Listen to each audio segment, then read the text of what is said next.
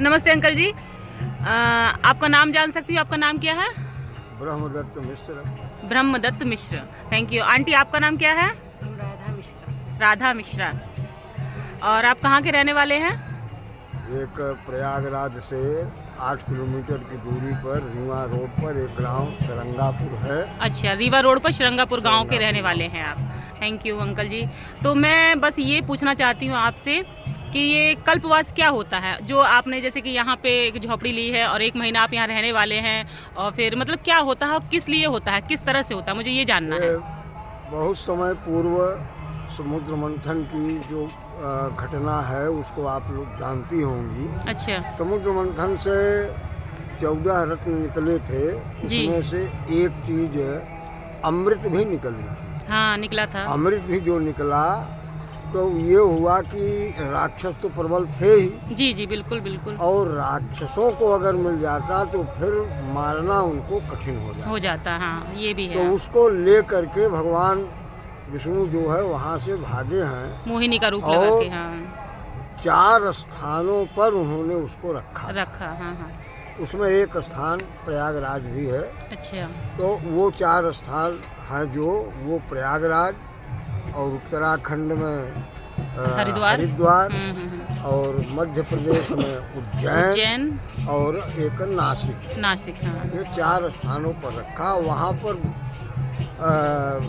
उस अमृत की बूंदें गिरी थी, यह एक मान्यता है। जी जी और लोग इसके लिए सोचते हैं कि हम वहाँ चलेंगे तो हो सकता है कि उस अमृत को पा करके हम भी धन्य हो जाएंगे और हम भी इस आवागमन के उससे मुक्ति हो जाए। अच्छा अच्छा अच्छा। और यह परंपरा अगर आप देखें तो चित्रकूट में आज हम लोग, जी जी चंद्रभूषण पाठक जी महाराज बड़ी अच्छी व्याख्या करते हैं इसकी, कि आज हम लोग भूल से चित्रकूट में भी जाते हैं तो यहाँ मिट्टी है, यहाँ मत बैठो। हाँ। लेकिन जब रहीम दास और तुलसीदास साथ परिक्रमा कर रहे थे तो एक राजा हाथी को दंड दे रहा था। जी जी। तो पूछा तुलसीदास क्यों दंड दे रहा है? कहने राजा हो सकता है बढ़िया राजा है, उसके कपड़े खराब हो गए हो। हाथी का स्वभाव है कि वो उठाता है धूल और अपने ऊपर फेंकता है। हाँ। और वहाँ पर वो वही ढूंढ रहा था कि जिस रज को पाकर के ऋषि पत्नी अहिल्या तर गई थी, जी। उसी तरह से अगर यह रज वो हमको मिल जाएगी तो हम भी तर जाएंगे। वही बात यहाँ कल्पवास में हुआ करता है। अच्छा। एक कथा ये है।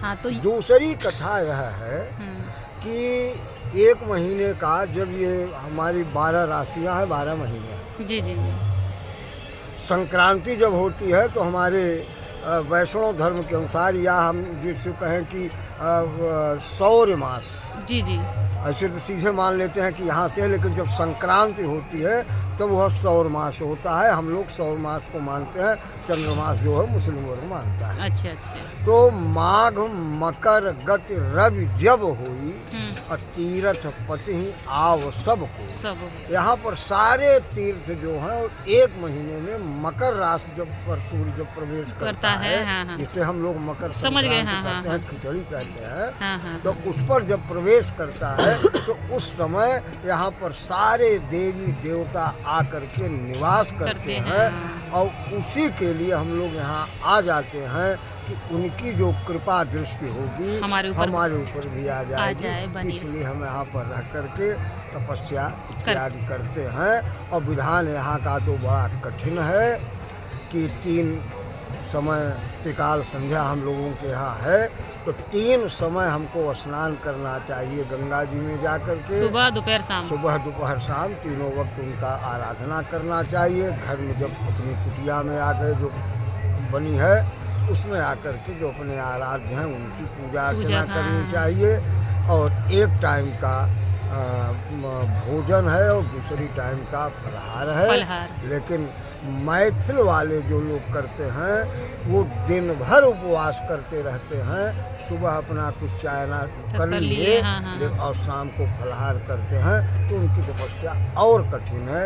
एक साधक हैं, अब उनको किस तरह से साधना कर रहे हैं ये अब उनकी साधना है। अब आप देखिए घूम घूम करके, तो इस समय तो इस महाकुंभ में एक हाथ उठाए हुए बाबा जी आए हैं, हाँ, कोई हाँ, हाँ। खड़े हुए खड़े हुए बाबा बाबा जी जी आए हैं, हैं। किसी के तो सर पे क्या उनका, बोलते हैं, हाँ, रुद्राक्ष 5 किलो 40 40 किलो रुद्राक्ष और रखे हुए हैं। देखा है आज तो प्रभु की इच्छा से दोनों लोगों का दर्शन हो गया। हाँ, आज? तो, हाँ, आज अच्छा। दोनों लोगों का दर्शन हुआ। चलिए, अच्छा तो देखा तो नाखून ऐसे पूरा इतना लंबे लंबे हो गए हैं, मैंने भी लंबे देखा। हाँ, हाँ, हाँ। तो इस तरीके हाथ से काला है। पड़ तो गया है पूरा ऐसे। ये है। अब विज्ञान अपना दूसरी व्याख्या करता है, लेकिन ये साधना है, अच्छा। ये योग है। और इसे कुछ लोग कह देते हैं कि ये हठ योग इसको कहते हैं, कि भाई हम सोएंगे नहीं, अच्छा अच्छा, अरे हाँ हाँ, और अगर सोएंगे तो खड़े होकर सोएंगे। हाँ, तो हाँ। रस्सी के सहारे वो उसी में अपने को करके कुछ टेक लगा लेते हैं, और वो साधक उसी तरह से साधना करते हैं। ये साधक की है। आज हम लोग थोड़ा से दूर हो रहे हैं, तो जो यहाँ पर समागम हो रहा है, लगभग आज 10 देशों की आबादी के बराबर ये कुंभ का मेला है हमारा। बिल्कुल बिल्कुल बिल्कुल। 10 देशों के, और हमारे यहाँ बड़े बड़े राजनेता भी हुए हैं। पहले राष्ट्रपति जी यहाँ पर आए, तो जो विधान यहाँ का एक चीज़ ये है कि दिखावा नहीं होना चाहिए। हाँ हाँ हाँ, ये तो लोग कहते हैं कि दाहिने हाथ से आप दान दे रहे हो तो बायां हाथ न जानने पावे। राजेंद्र प्रसाद जी भी यहाँ आए, तो किसी को कोई जानकारी नहीं दी गई थी, केवल सेना वाले जब उनके जी हाँ। वो आए थे, किला में रहते थे, और वहीं से जब दान इच्छा पुण्य हो करके तो अपना जो करके चले गए। और वहीं से अगर देखें कि भीड़ इत्यादि है, तो वो वहाँ से निकलते भी नहीं थे, और वहीं से माँ गंगा का दर्शन करके अपना चले। यही है यहाँ का महात्मा। और संत लोग तो तमाम हरि अनंत, हर हरि जन्म कथा के हैं। अनंता, जैसे जैसे चाहते हैं वैसे वैसे उसकी व्याख्या करते हैं। तो जो हमको सूक्ष्म जानकारी है वो हम आपको इस तरह से बता चलिए, थैंक देंगे। यू अंकल जी, आपसे बात करके बहुत अच्छा लगा, आपसे जानकारी मिल गई। ये जानकारी तो देखिए गाइस, अंकल ने कितना अच्छी हमको खबर दी है और ये बात बताई है, तो प्लीज़ ये सुन के आप सब लोग को शेयर करिएगा और लाइक करिएगा।